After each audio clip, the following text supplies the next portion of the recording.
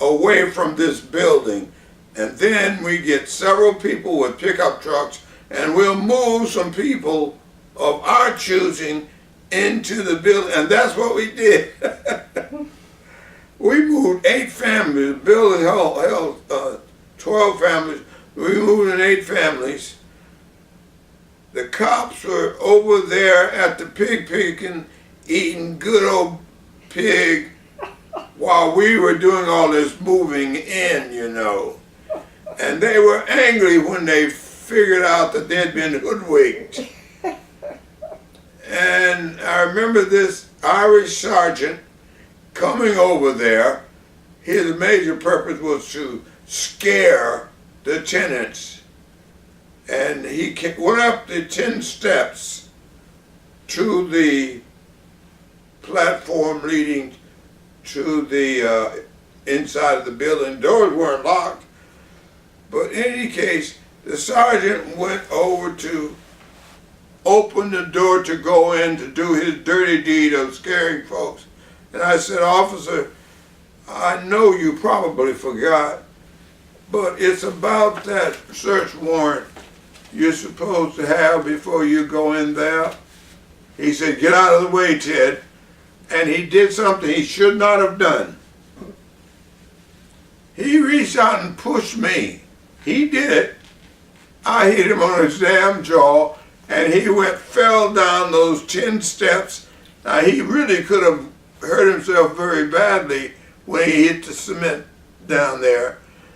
And it didn't take any time before here comes the police in their paddy wagon. This sergeant got into the paddy wagon with me. And he called me the magic word. He said, "You black nigger, I ought to blow out your black brain." Now, I have a mouth. I don't let anybody get over on me like that, but this man had his gun, and it was less than an inch from my forehead. I knew it was time to keep my mouth shut, and I did. And they took me on down to the jail. But those are the kinds of experiences. The rabbinic court, I think, was so critical because it showed the Jewish community and blacks working together during the early stages of the civil rights movement. And Jackie and I were invited to go back up to Boston so that I could be recognized for having morphed the South End Tenants Council into the Tenants Development Corporation, which exists to this day. And they own they own about $400 million worth of housing up there in Boston as we speak. And I'm going to go up there in a few weeks again they invited us to come up, so we'll go up. The idea of a person as a community organizer doing some good deeds is nice, but it takes people. You have to get people together who trust one another, who know that they're not going to be taken advantage of, and so on. And that's what we did with the South End Tenants Council, which turned into the Tenants Development Corporation. Then when I moved back to Chapel Hill with all this background of organizing folk, I did the same thing in Chapel Hill. Y'all may not know it, but came back down here and borrowed $600,000. Now you're going to look at me and talk about how are you going to borrow that kind of money? Well, we had up in Boston one of these tenement buildings. These tenement buildings now go for $3 million. And so we had collateral, see? Borrowed that money, bought some land and some old rundown buildings that, again, regentrification was scheduled to take. And you all may have heard of First Baptist and Manley Estates. Have you heard of that? Mm-hmm. That was the first of the structures that we caused to come into existence. 41 units. This day, it has a waiting list of 2 years. Went back to First Baptist Manley Estates after that was done, and the credit to that building, getting the building done, goes to Representative David Price. He got $10 million.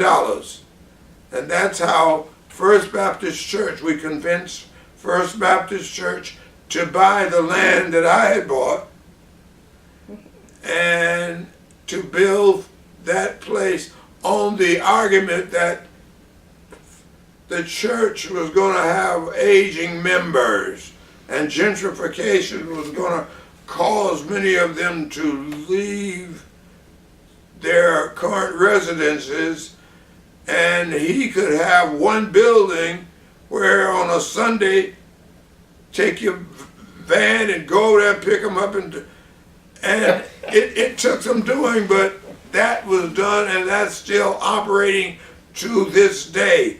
The one interesting thing about all this is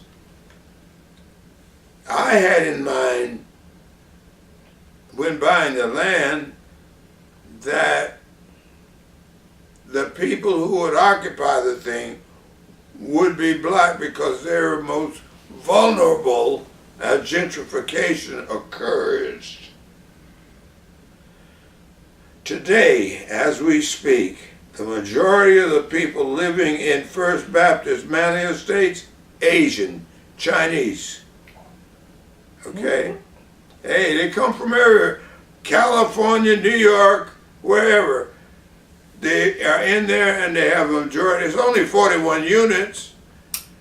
I did go back to the church and say, hey, let's do another one. But the minister this time said, we've done that once. We're not going to do that again. I thought that was right stupid, but he got away with it. Anyway, working down here was like working up there. We had a group that we organized. It's called the Pines Community Center Incorporated. It's a 501c3, same as in Boston with the Southern Tenants Council. And through it, we were able to use a nonprofit structure through which to acquire our housing portfolio. I would say if young people want to address one of the most important challenges facing this country today, it is affordable housing. I agree with that. And if they want to take on that challenge, that would be one of the best things they could possibly do. But they also have to know that times have changed. Now, I didn't get shot by that sergeant whom I had hit on the jaw. But today, I don't believe that the tolerance for an uppity spook like me is not here. And the young people have to learn to use their language, use strategies that are peaceful and nonviolent, and don't be combative with cops because they would get killed in today's society. And I'm glad that things were not quite like that back then. That was Boston. Last comment. there have been 1,200 units, Boston, Chapel Hill, a few down in Mississippi.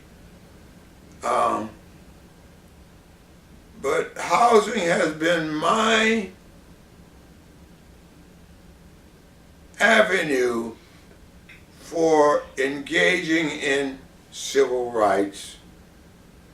And it's an area of great importance.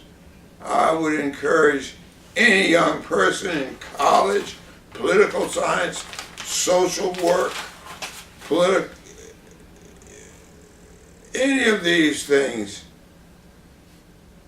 Housing is an area that for a while will be a challenge for this country, because in capitalistic America, venture capitalists know that there's always a need for housing, and they today in Durham and in Chapel Hill are building upscale housing. Those people on the lower end of the economic continuum will suffer unless more people step up to the plate and make a difference. Yeah, I go to church in Durham. 10 years ago, probably 90% of the neighborhood, say within a mile, was black. Now it's probably 80% white. And the same thing is true in Chapel Hill.